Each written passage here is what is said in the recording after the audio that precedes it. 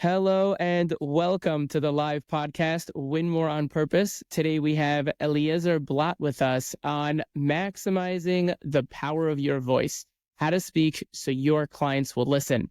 The agenda, for those of you who are not familiar, is going to be a conversation between myself and Eliezer. We're all here learning together. Write down those questions. There will be a Q&A at the end.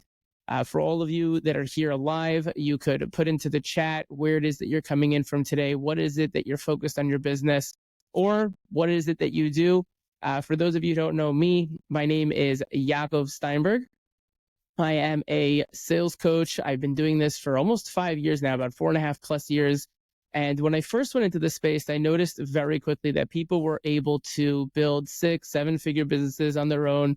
They're good at what they do. They're passionate. Some point along the way, they learned how to speak to people, but they'd hit this glass ceiling at some point or another in their journey. A lot of times it was because they didn't want to sound like a stereotypical used car salesperson, sleazy, pushy, kind of having people buy things they didn't need.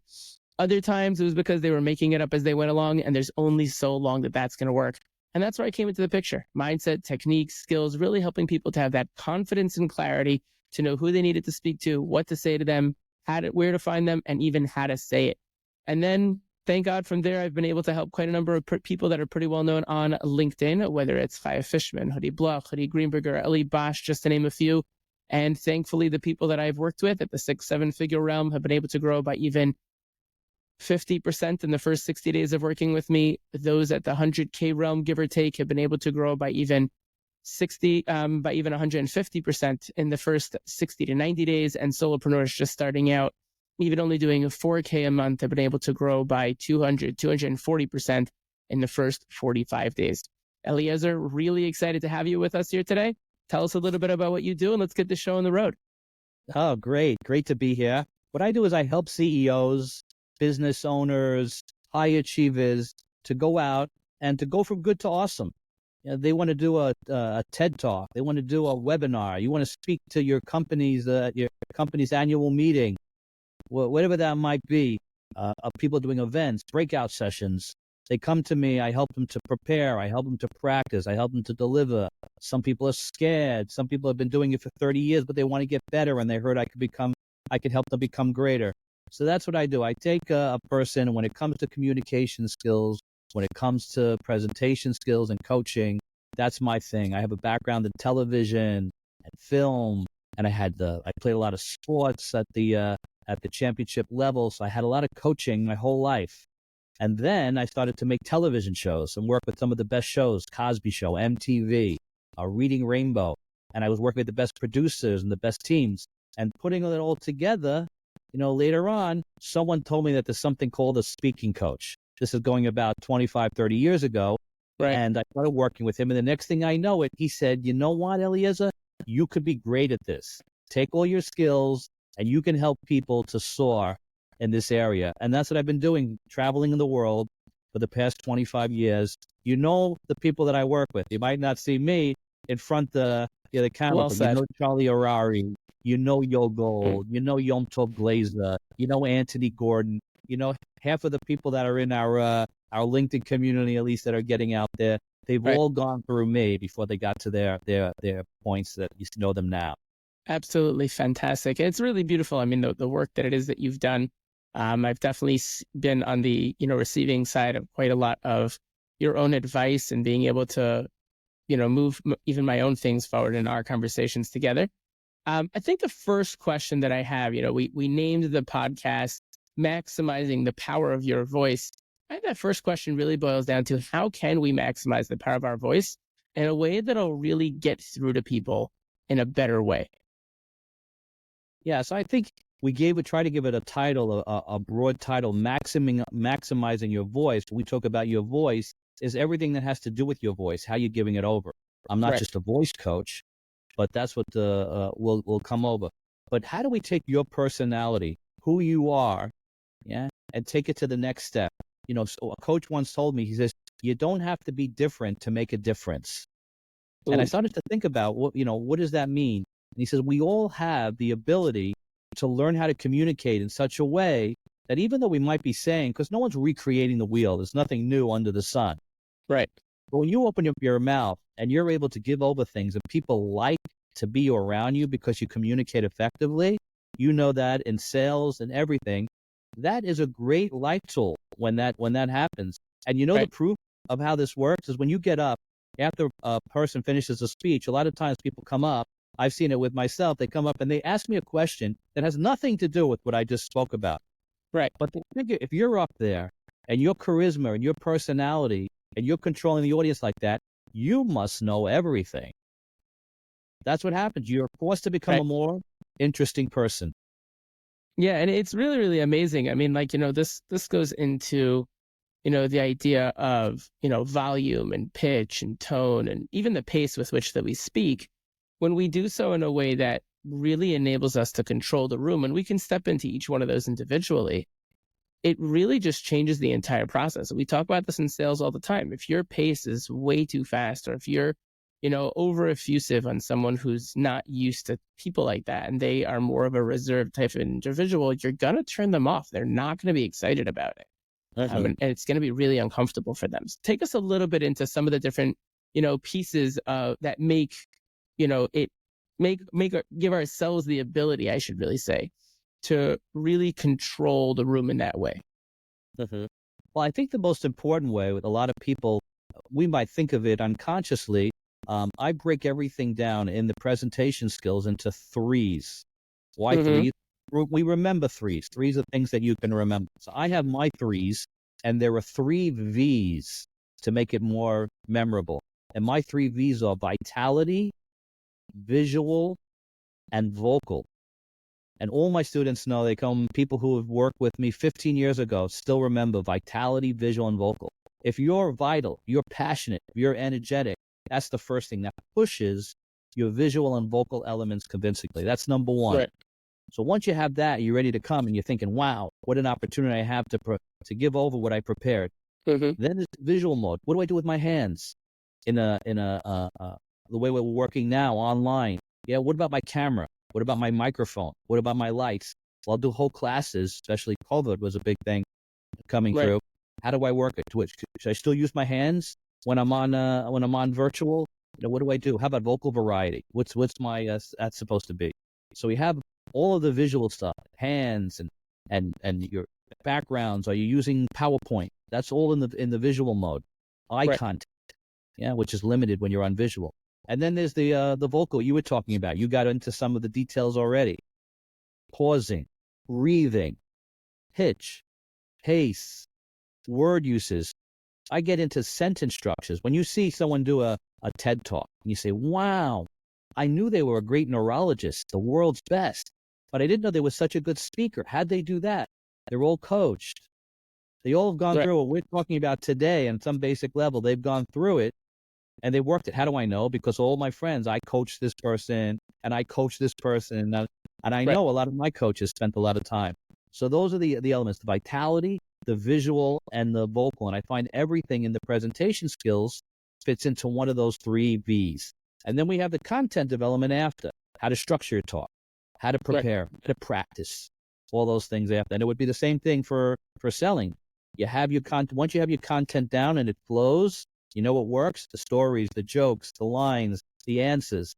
Then you could be much more enthusiastic and effective in your talks. Got it. So let's take a little bit of a deeper dive into those individual pieces, like pausing, for example. I know that that's one of the skills that master speakers use in order to really get their point across to their audience, really get through to their audience. Tell us a little bit more. Why is that so important? Yeah, there's nothing like the power of the pause. I say to my students, relish the silence.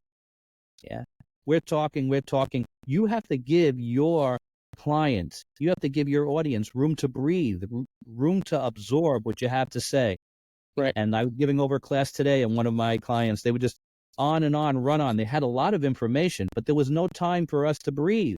When they finally, one of them took a breath, I was like, ooh. Then the audience takes a breath afterwards. So you want to be able to pace it. And one of the ways to do that is to use the power of the pause, to be able to come to a point that you make, and you want to emphasize that what you just said, stop. Pull from the reins. It will feel to you that it's forever, that they're going to open up their phones or or leave in between, Right. but yet it's just golden. So you want to be able to use the pause, but you don't want to pause too long. I'll Hmm. give you an illustration. So such a thing as pausing for too long. There is. There's a story of a friend that I have. He's a true story that happened. He was on an airplane when Ronald Reagan was shot. President Ronald Reagan. You remember him? I'm Mm-hmm. dating a little bit. Yeah. So he was on a plane, and you know how sometimes the pilot wants to use the microphone to say something that's important to their passengers. So have you Right. heard, ladies and gentlemen, this is the pilot speaking. Kindly buckle your seatbelts. We're heading into some turbulence. You've heard that before. Yeah, sure. It's usually something more like, this is your captain speaking, right? It's usually like Yeah. you can barely hear what they're saying. Or I was once on a plane and I heard, ladies and gentlemen, this is the captain speaking. If you look out to the right side of the plane, we're actually going over the Grand Canyon, the largest hole in the world. They'll use the microphone Right. to give something important. So my friend was on an airplane. This is what he heard. True story. Ladies and gentlemen, this is the captain speaking. Pause. He comes back on. Something horrible has happened. Pause. Oh no, everyone's thinking. Oh, Right. plane's going down. He comes back on. Some nut. Pause. Oh no, some nut is on the plane. Some nut has shot the president, Ronald Reagan. Pause. With that, Yaacov, all the passengers simultaneously stood up and went, we're not going down. That's a bad use of the pause. So there's a use, if it's too long, it can go the opposite. So you want to pace your pause in a way that it's going to be effective, but that it doesn't affect your audience And in the a message. detrimental manner. Yeah. Wow, that's fascinating. Because like I would never have thought necessarily like that someone could ruin what it is that they're saying through a pause. Yeah. And yet you demonstrated just now how simple it is to literally eviscerate an entire, important message that you want to give across just by pausing a little bit too long. Exactly. Fascinating. What are some of the other things that we can do in order to get our point across? Okay, so one of the things you can do is we spoke about hand gestures. So hand gestures are an easy thing. I don't spend a lot of time, and I'll get too cranial with hand gestures with my clients. People always think we're going to spend a lot of time on this and a lot of time on that. And, what are all these details? Let me just get up and get my topic out. Truth is, each one of these is another arrow in your quiver. Each one of these small things adds up. So by the time you see a master speaker, an effective speaker, I'd say master speaker, if you get your client because of your speaking, that's masterful. That's great. You don't have to be a Charlie Harari, to call yourself masterful if your communication is working. Yeah. So let's say hand gestures, for instance. You should be able to use your hands. Hey, you want to be able to pick them up in a virtual situation. You want them like chest level so that people can see it. Some people think I'm virtual, I don't use my hands anymore. No, use it because that's how we naturally express ourselves. Use a variety of hand gestures. One hand up, one hand down. A lot of people have the good hand gestures, but they do the same thing all the time because our bodies are symmetrical. So you'll see this a lot, and that's fine. But you want to mix it up. Have a variety of hand gestures. That's the best thing. Right. Try to avoid using the same hand gestures all the time. Yeah, here's one. You've seen this before? Yeah, sure. Yeah, this has a name. It's called the spider on the mirror. You see him? Sometimes he does push-ups. Anything you do for a short time is okay, but if you do something often, that becomes boring. So you could do a little of this, Interesting. a little different hand gestures. People, as I'm working, everyone has their own speaking personality and their own things that they like to do. So you want to use a variety of hand gestures. In a large audience, you're doing a breakout session, or hopefully our viewers will have opportunities to go out there. And there's no better way of selling yourself, especially by being a good speaker and being out there. The bigger the room, the bigger the hand gestures. Smaller room, small hand gestures again. On virtual, is small. Because if you go like this, you're out of the aspect ratio. Right. Can't people see it? And I don't know about you, you've seen these people with these green screens in the back, and then they have Their hands disappear. Not just disappear. That wouldn't be so bad. I see some guy's hand go into the alligator's mouth and the head bobbing on the water. It's crazy what happens with the effects that people don't realize. So you got to be careful with your hands. So you want to keep it in the aspect ratio. And these are things that I've learned making television shows. One of the benefits of when I work with my clients is that I was being groomed to be a TV director. so I know what looks good on the screen. So I'm able to help with that as well. So you want to be able to keep your hands inside a variety of hand gestures, strong hand gestures also. Don't use little wiggly woggly things. We're going to go over, people like hardly see it. There's something coming out on the screen, but you don't really, see it. So you want to have strong hand gestures. If you're going to use them, use them. That's the main things to use with the hand gestures. And you don't have to choreograph your whole talk. You don't have to say, and each one of us, myself included, feels a certain way. And I was walking along saying to myself, thinking, you don't have to do that. Let your content push your hand gestures, natural hand gestures. Keep them at your sides and just bring them up. People never say, Eliezer, I'm having a talk in the coffee tea room with my friend. What do I do with my hands? No one says that. But everybody, Yaacov says, Eliezer, I'm about to speak to 450 people at a breakout session. What should I do with my hands? What do I tell them? Same thing you do in the coffee tea room. What's the problem? They don't know what they do. So, 100%. Yeah, no, people get so caught up in this idea that like everything needs to be so structured and it needs to be the same time and time again. When in reality, it's about being natural, right? People can tell when you are using a script and you're being robotic about it versus when you're being natural and you've learned the material and you know what it is that you're trying to say. It's a completely different way of doing it. It's the same idea. If you're using your hands in a weird way, you're going to look like a robot some of the time because you're being very weird. It's going to put people off.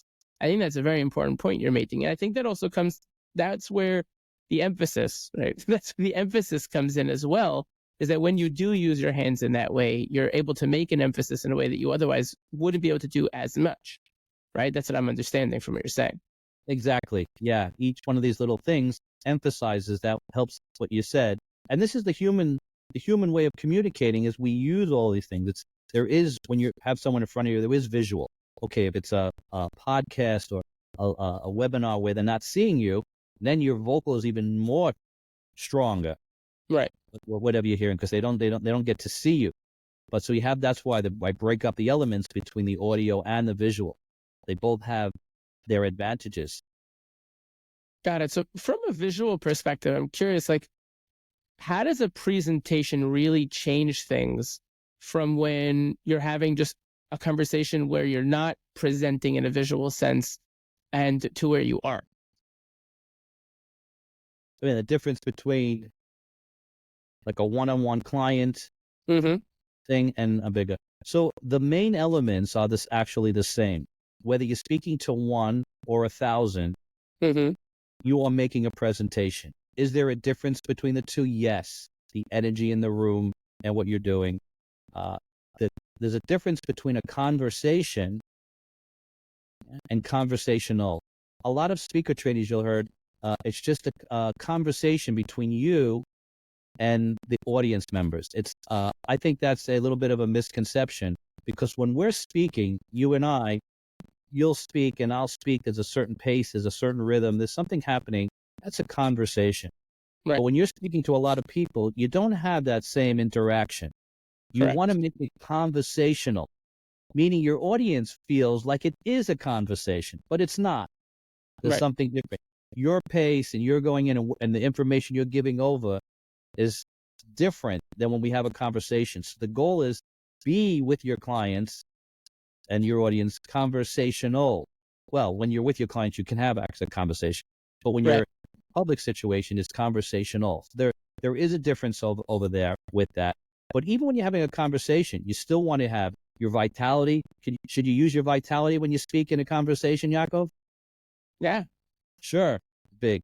Could you use your hands? Could you use your visuals? Sure. Can you use vocal variety, pitch, volume, pausing? Sure. So you see, absolutely, these things come in a conversation also. They're you just have to make them specific for that conversation. But in either case, we're using the same skills. It just becomes much bigger when you have a larger audience. So I guess that kind of brings me into another question that I was thinking of, in our preparations for this, is that there's so many different types of clients and audiences when it comes to, who we might be speaking to, right? So we just tapped into how I'm going to be different potentially, whether it's I'm doing a presentation, conversational versus having a conversation. How is the type of audience that I have and the types of clients that I have, how do I make sure that I get to everybody? Ah, that's a great question. So one of the things I love to share with my clients is something that I learned. You heard of something called NLP, Yes. Neuro Linguistic Programming. So it's a whole class, it's a whole world in itself. I Mm-hmm. want to do it. I want to share with you a way that we can use it over here. People are always saying, Eliezer, how are you possibly going to get your whole audience? There's so many different types of people in that audience. And Right. you ever know when you read a book or you see a movie, you do something, and you go out and you say, wow, that was a great book. And your friend says, you like that book? I found it so boring. Well, we have Dr. Jekyll and Hyde here. Like, what is it good or is it not? It's because we're all coming from a different perspective. We have different things inside. Sure. So in NLP, neuro, which is how the brain processes, linguistic means language, yeah, and neuro-linguistic Processing. processing, how we process information. Thank you. How we process information, that goes in. So that's the main thing. So in this study, these psychologists that went out and wanted to find what are the major ways that people were being helped in all the different therapy sessions. So they Okay. found many things. Again, this is a whole class and stuff in itself. This is Tony Robbins started off with this before he got into his coaching kick. Right. And they found that everybody has three major modalities. Mm-hmm. We're either visual, auditory, or kinesthetic. A visual person, he speaks in visual words. He looks up more and he speaks a little faster. Remember, this is general. I'm giving you this on high speed. Sure. Yeah. Auditory, people generally look straighter, and they're listening people. These are people who have the earbuds in, put the headphones in, and they use more audio words. Oh, I'm in tune with what he had to say. That's that. And they speak a little slower than the visual person. And a kinesthetic person, that's the inside, the feeling person. They look down a little bit more. They speak a little slower. And they're the mushy-gushy, emotional person. Those are general terms. But we all have all three of these modalities, but we all have a major modality. And when I heard Okay. this, and people started telling me, I started to see people who are, this husband and wife, the wife would say, you don't love me anymore. And the husband says, what do you mean? I gave you that jewelry. We went on a vacation. She says, you don't tell me. You see, she's auditory. She needs to hear it. I started seeing people have conversations, and one would say, why don't you calm down and sit down? You're so animated. One was visual and one was auditory, and started getting this. And I realized when I was little, and they didn't give it a name, ADD, when I was little. But Right. it's probably I was the dreamer, and it could be that the teachers, when I heard this, weren't teaching me and talking in the modality that I needed. And that's why Right. I was spacing out. And I started to explore and find out that when you use all these modalities, it's much easier to get the whole audience. And I'll give you an example.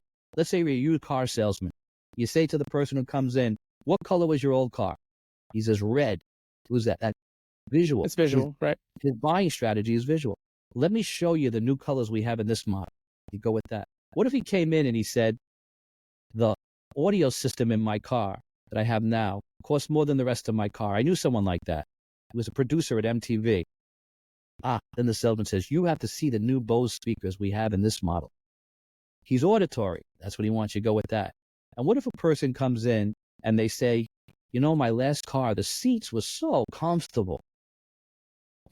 You like that? Your family's going to love the comfortability of this new model. Go with that. Find out their buying strategy. What's their modality? And go with that. And I started to see that if you use the techniques that I teach in my classes and I give to my clients, the vitality, visual, and vocal, you have all three. So when the audience leaves and one guy says, I saw eye to eye what he was saying. Who is that, Yaacov? That's your visual. And what if the guy goes, he was totally in tune. I can hear, he just orchestrated. I heard everything he said so deeply. That's your Auditory. And the one who goes out and says, he got me right in my kishkes. I felt everything. So if you're using the three V's and you're using your hands and your eyes and you're using your vitality and you're using your vocal variety while you get up and speak, whether it's with the client one-on-one or whether it's a big audience, you have a much better chance that when your audience leaves, you can get them all by using the three V's. And I based it on this whole thing of NLP. It works so well. Right. Fascinating. Really fascinating. I've definitely heard and I've seen a lot about, NLP, but the way that you bring it into speaking and you brought it in for each of the different pieces, I think it's just absolutely flawless in terms of having that understanding in each and every single piece of that puzzle that's necessary in order for it to really click and move through that process. I think that's absolutely fascinating. I think one of the other things that I would want to know, people talk about exercises when they talk about, vocals, and they talk about, when you speak, you need to understand how to make sure that, you're on tip-top shape. What are some daily exercises that people should be doing to keep their voices strong? Great. And I just want to back up a little because you're making like it's a given. A lot of people that are listening, they're saying, come on, vocal warm-ups and so. I know about pitch and volume and using it, but who sits there before they have a client, or the speakers really like go into the room before and like warm up? The answer is yes. Professional speakers warm up their voice just like professional athletes and professional musicians warm up before they go out there. Professional athletes before they go out on the field, and Right. musicians. When I played in a band that was going to open up for a major band. We didn't warm up in front of the crowd. I was warmed up. I was in a sweat before I came out there. I was running. I was listening on my headphones. When I came in, I was ready to go. Right. So you want to be able to do so too if you're going to be speaking, and we're speaking all day. My whole thing is life is a series of presentations. Wherever you are, you're on. You don't need a big classroom. Wow. You don't need to do a keynote speech. You wake up in the morning, you're talking to your spouse, you're talking to kids, you go to a store, you give them money, you get something in return, you're on the phone with your clients. We're making hundreds of presentations a day, but we don't think about that until now. And if we're making hundreds of presentations a day, Yaacov, we might as well learn how to do it better. Right. And that's what we're talking about over here for this. So what are some of the things that people should be doing on a daily basis? Good. So we got off track on that. Yes, getting back, but we're doing vocal warm-ups before you get in. So the easiest way is you want to keep your voice clear is humming. And these are things what we're doing now is if you went to a voice coach. Yeah, have you done any voice coaches yourself, voice coaching? Not yet. Yeah. I've definitely had the opportunity of hearing and seeing some of them in action. I've never actually brought one on myself. So voice coaching it's a specific thing. A lot of voice coaches do presentation skills also, but it's a specific thing with it. They know how to work in the vocal exercises. And I've gone to many top voice coaches, and half of the time they're just working on speaking from your diaphragm, how to project your voice, vocal warm-ups. I spend a little time with my clients, but that's if they want to go for voice coaching, it's a separate investment in time and money. But as far as for your audience right here, what we're doing, vocal warm-ups, humming is one of the easiest ways. By humming, it vibrates the vocal folds. And it whisks away stuff that's on it. What do most people do when they have something caught in their throat, Yaacov? One of the worst things you do, a vocal coach will say it. Yeah? Claps the vocal folds against. It's not, if you're doing it all the time, it's not good. Humming is much better. Try it. And a variation on that is something called the car warm-up. Take your fist, put it by your lips, and make like a car warming up. It goes like this. Try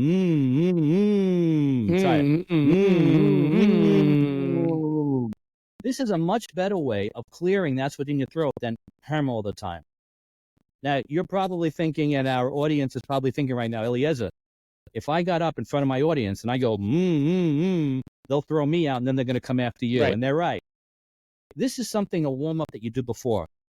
These are warm-ups before a speaker comes out. That's what you do. If you have something caught in your throat while you're up there, first of all, don't clear it in front of the microphone. I don't know if you've seen people clear their throat because they forget they have a microphone. So 400 people are listening to them. No, you have to turn your head.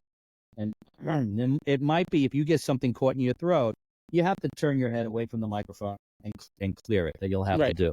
But for warm-up purposes before, the car warm-up, humming is very good for warming up. And the reason that you want to move away from the microphone is because if you're doing it right in front of the microphone, you're just going to absolutely destroy everybody. Let everybody hears you're clearing your throat. It's just, and if the microphone is loud for 400 people, it's all set. You just, I'll give you an example of how we can feel this. You ever see people when they come to the microphone, they're about to talk, what's the first thing they do? They smack the microphone. Testing The one, worst thing two, you can three. do. Testing one, yeah. You come up, and here's the world's greatest widget seller. And he's coming up, and we're bringing him in. We're paying him $50,000 for this 1 hour talk. And here he is. And he comes up. Testing one, two. Can you hear me? No. We don't need that from you at this point. Yeah. Yeah. The sound man, hopefully, has taken care of that, or sound woman. Yeah. And that's all ready to go. So you want to be able just to come up and be able to speak, and you have to know that they worked on that before. Yeah, The I've seen that in height of the action. I mean, microphone.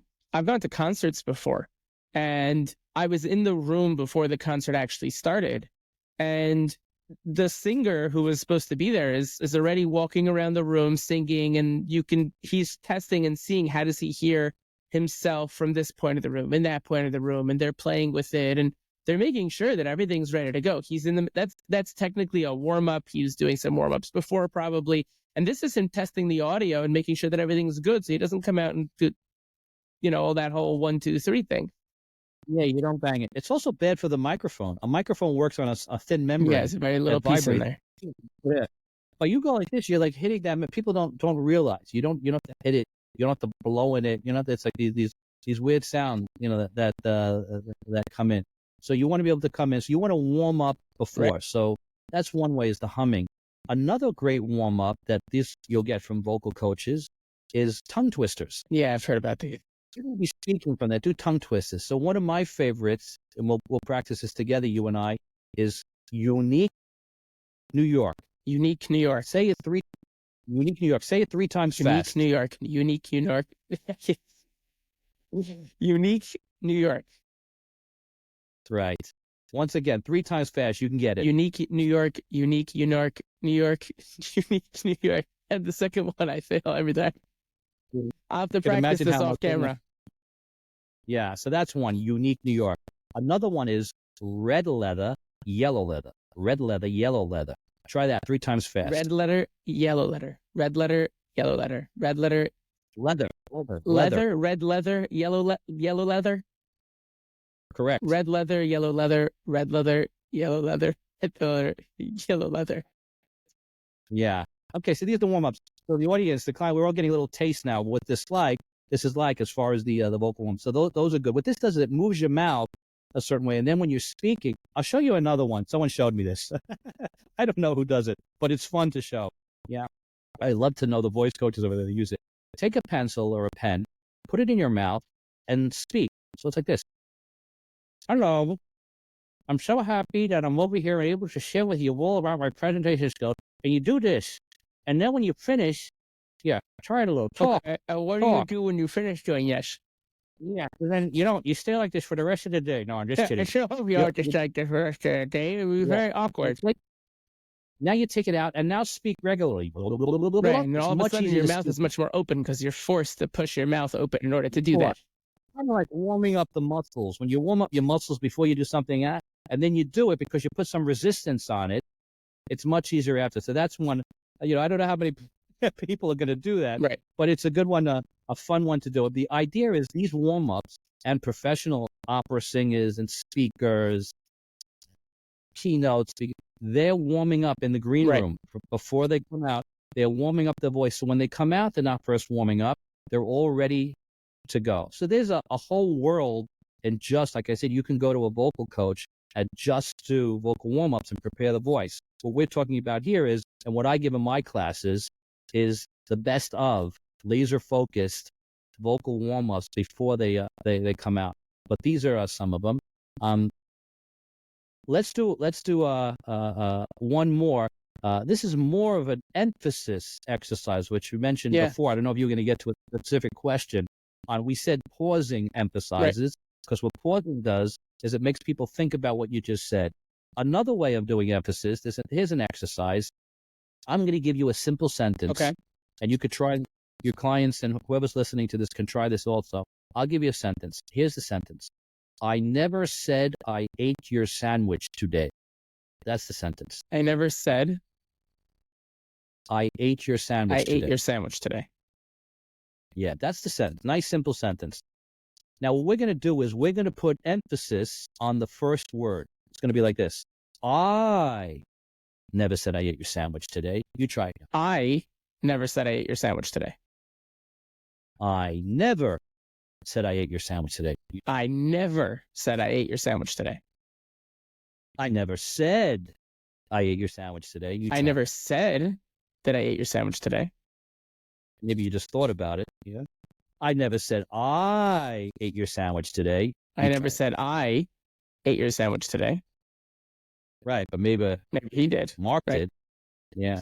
I never said I ate your sandwich today. I never said I ate your sandwich today. That's in my pocket. Right, but maybe I squashed it. Yeah. I never said I ate your sandwich today. I never said I ate your sandwich today, but I ate Eliezer's sandwich. Maybe you ate, yeah. And last but not least, I never said I ate your sandwich today. There's one more. I never said I ate your sandwich today. But maybe I slurped your soup. Right. And the last one is, I never said I ate your sandwich today. I never said I ate your sandwich today. But if you were looking for your lunch all last week, you know where it was? So depending on where you put, depending on where you're deciding the emphasis. The emphasis changes the whole meaning of the sentence. Right. I don't want your clients and people who are watching this now to go crazy. Think, Eliezer, when I speak, do I have to know how every word is measured? You don't have to. But you should know, Yaacov, that I have clients that when they get out there doing a keynote speech and they're doing it, we will work on certain phrases, certain words that will be emphasized because those are the important ones going through. Right. You don't have to do everyone. I have a coach, my own coach, him and his wife did spent 6 months preparing for their TED Talk. Wow. When you see it, it just flows naturally. But it wasn't, they just wake up, a few days before, go, oh no, we got a TED Talk coming up. We better practice it. No. They knew exactly how to do the vitality visual vocal, the whole thing.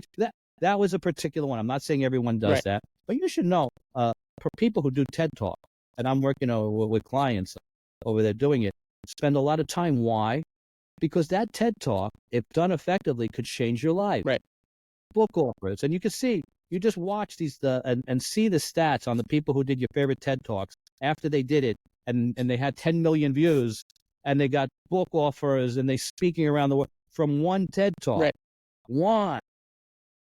Because in that one TED Talk, they were able not only to give over their world-changing content, but they did it in a way that was effective from a speaker training perspective as well. Yeah, and it's fascinating. I mean, we don't really realize when we do these things how important they really are. Right. Uh-huh. And it's funny because as I'm saying that sentence, I'm realizing the emphasis that I'm putting on it and the pauses that I make within it from a natural perspective, having worked on the way that I speak to people and the way that I've been doing this for so long.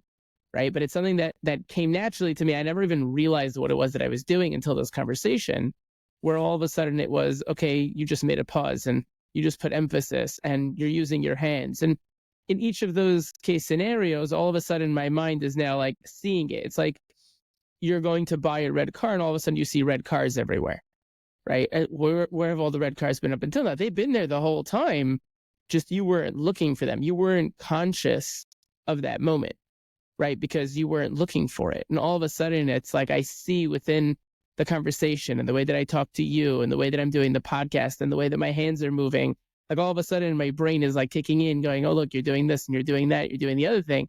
It's absolutely fascinating. And I think it comes down to intentionality, right? That's really what it really boils down to, right? It's doing things on purpose from an intentional perspective, realizing why do you do the things that you're supposed to be doing. Exactly. That's it. You're conscious, but what the idea is to become unconsciously conscious with it. Right, the different levels. Where different levels. When you get to that point where, I mean, at first, a lot of the things we're talking about seem unnatural. But you know what? In the end of the day, it's unnatural to look natural. Right. We have to learn. We're sitting over here going, red leather, yellow leather, red leather, yellow leather. We're doing all these things. that's not, we don't naturally, you come in, if you do that, they'll throw you off the Right. stage. But when you start to go through these and you use them and you learn how to stand, how to walk, how to breathe, how to use the elements that we're talking about Right. here, when you see a speaker, when they say to me, Eliezer, that speaker, he doesn't need your help. You know what I say? That's great. If they say, Eliezer, he looks like he's been coached by you, that's a failure for me. I'm going to ask, what is it that you saw him do? Because that's the first thing I'm going to change. Right. But when they say, no, he's perfect, he doesn't need your help, yes. They have no idea how long we work To get to that stage. for him to look that way, because it's unnatural to look natural. Take a musician. A woman goes up after the concert to the first violinist. She said, I would die to play like you. He said, oh, yeah? Are you ready to practice for 8 hours a day for the next 10 years? She says, no. He says, well, I did. Right. I didn't fall out of bed doing it, you know? And that's what happens is, and after a while, it starts to look natural, but it's unnatural to become great at anything for most people. I mean, there are people who have certain natural talents in certain areas. That's Right. great. Generally, to get really good at something, it's unnatural to do that. And that's what we work on with the speaker coaching. Yeah, and it comes down to the 4 stages of competence, right? Unconscious incompetence, and then it's conscious incompetence, unconscious conscious competence, and then unconscious competence, right? So in other words, just to break that down, the first level is where you're not even, you have no awareness of the fact that you're lacking something, right? Then it moves into the fact you realize that you're lacking.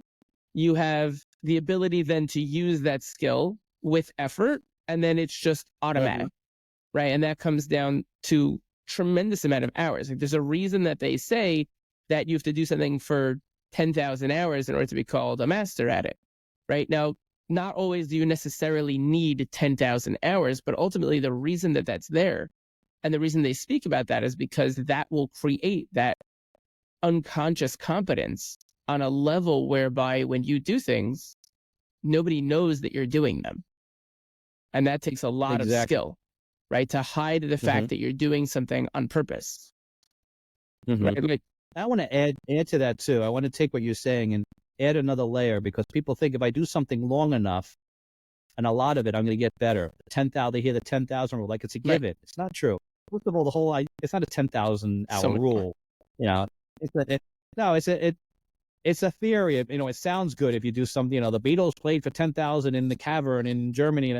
No, of course, if you do something over and over. But I could show you. I know personally people have done something much less and reached mastery. All it means is the more you're doing it and around it, it's a good chance. But you could do something over and over for a long time, Yaacov, and not get better at it. You and I can think of people who have done things for a long time, and they get to a plateau. And without any outside influence, without any outside coaching or information, they'll plateau. right. No, I've seen this before. I had a friend, she used to be a piano, she played piano. Her mother was a teacher pianist from Juilliard. Her father was a top violinist. And I would come in, and they had the grand piano in the house. I'm a drummer. I'm not a piano player. Right. It was a running joke every time I came in when I had my band. We'd come in, and the soundman would say, how many musicians are there today? And the band leader would say, we're 4 and a drummer. That was the thing. But I loved the piano. Anyway, she played this classical piece, and one day I came in, she wasn't there, and I walked into the piano before she came into the room, my friend, and I started playing the piece. And all of a sudden, her mother came busting in, opened the door like this. What was wrong? She knew what it sounded like when her daughter played, and her daughter was classically trained, the best teachers. All of a sudden, she heard the piece being played in a whole different way. Right. Because what did I bring in? I wasn't a master piano player, but my feeling and my just being a musician and feeling it came out that she felt, her being a master musician herself, what was happening in that room. And that showed me it's not just how much time you put in. There's other elements involved in this that are gonna bring you somewhere. So that's it. So when we have experience, I think it was Kant who said, experience without theory is abstract. Experience without theory is blind. Meaning we could do something over and over again, experience it, but how long before you learn how to do it better? Right. And on the flip side, you can have theory today till tomorrow. I could show you how to play soccer, football, depending on what country you're from. But until you come and kick the ball, You're not getting anywhere. you need both. Right. You need the theory, and you need the. What we're doing now, what we're talking about, what I do with my coaching is I mix the theory and the experience. So those two things together, that's what makes speaking mastery or makes you better at anything, is when you're putting them together. So we need both. Wow. Yeah, no, and it makes a lot of sense what you're saying. I mean, ultimately, at the end of the day, you need to be able to get in the reps, but you also need to be able to have, the knowledge of what it is that you're supposed to do, right? It's like, that's why Michael Jordan needed a coach, right? It's like, oh, put your elbow in just a drop, because it's that objective perspective of someone who can see, hey, if you do this just a little bit differently, you'll have a whole different free throw. And all of a sudden it's like, oh, Exactly. wow, yeah, that's fantastic. I want to open the floor to Q&A, to questions and answers. Okay. As we're waiting for people to put into the chat, any questions they might have, where would you say is the best place to start on this? You've given us a tremendous amount of information today, and it's truly impactful. Where would you say is the best place to start? The best place to start is you want to be able to find opportunities to get up and speak. Most people, we didn't even speak about the fear factor. We could do we could do a separate on that. But they don't even want to get up. They'll just thinking about speaking, they want to throw up. The tongue cleaves to the top of their mouth. Their knees start shaking. I could all these different things that happen. So if you could just get yourself up there somewhere in a meeting, ask that question, volunteer to do that breakout session in something that you're an expert in. Get out there, something maybe short form, something that's more safe with your friends and people around. It might be that celebration that you're with your family, that you'll usually shy away from, and everyone asks, cousin Ed to get up there. He's the speaker, and get up there. And each time you get up there, try one new thing. I'm just going to try using the pause more. I'm going to try using some vocal varieties. I'm going to use my hands a little differently than I ever did before. I'm going to use a variety of hand gestures. Try one new thing every time you get up, and put yourself into opportunities. And before you know it, someone will see you and say, you know what? I saw you speak. Could you come and speak at this meeting? Could you come and do this? And that's what happens. And once you do it, I've seen over and over again, someone does a post. Hi, this is my first post. Please excuse. And they go up and everyone says, then you see 100 people. That was great. Maybe I'll do it again. They do it again. And then I see 3 weeks later, if you would like help with your LinkedIn post videos, call me. It's like it went from I couldn't do it to now all of a sudden they become my competition. Great. That's it. Get yourself out there, jump into the water, and slowly you can get better. That's one way. Join a Toastmasters club, get some experience. But a way, I take this a little personally. You want to do it faster, you want to do it right, is get a professional, get an expert in front of you to give you the feedback. Do what we're just doing now in this 1 hour is gold. I mean, these are things the trainers that are listening to. So, Eliezer, by the time they finish with this, they're not going to need us anymore. But there's so many, each one of these areas that we're talking about, is expanded. You can just spend a lot of time. Yeah.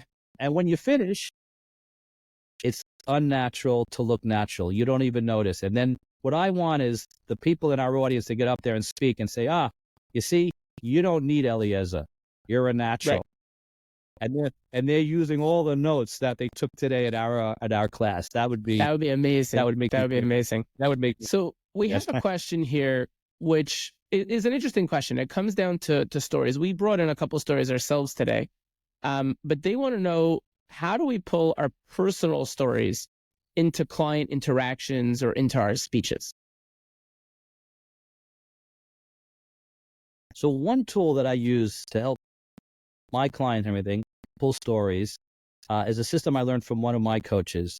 And it's let's try it this way. Think of a person. And when you think of this person, a story jumps out. What's good about this is the best stories to tell, Yaacov, are personal stories. Not stories you read from Chicken Soup for the Soul or we Googled up. It could be a good story from over there, but there's nothing like a story that happened to you. Why? People shouldn't be able to tell your story better than you. It happened to you. I mean, a good storyteller will tell a story better than we can. But But the idea is, think of a person, and when you think of this person, a story jumps out. Do you have something? I just said, is there a person in your life when you think of this person, a relative, a friend, a teacher, something you could teach, and when you think of that person, a good story jumps out. Share with us something. Let's do something short. I'll show you how this works. Sure, absolutely. So I can, think of it. Even happened today. I had a client who we've been working on confidence, and we've also been talking a lot about mindset and sales. And he recently finished a site for someone, and this client of his showed it to a developer, and the person said, "Who did the site for you? This is a $30,000 site.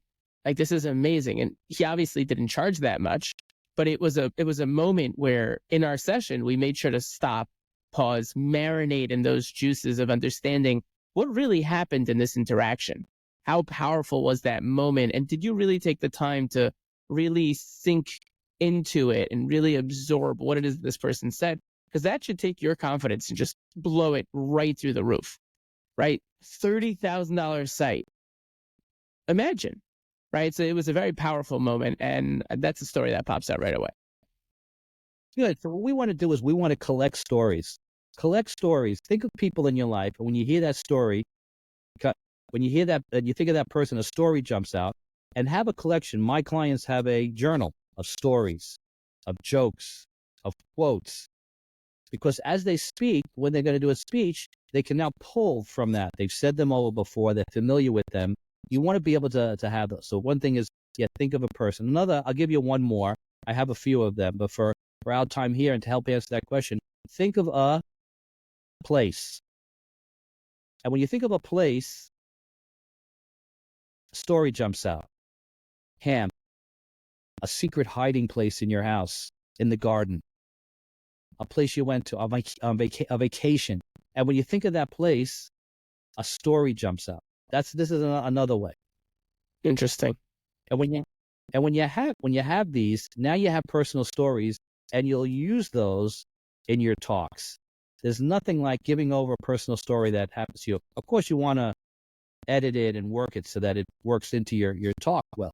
But that's a good way to find personal stories.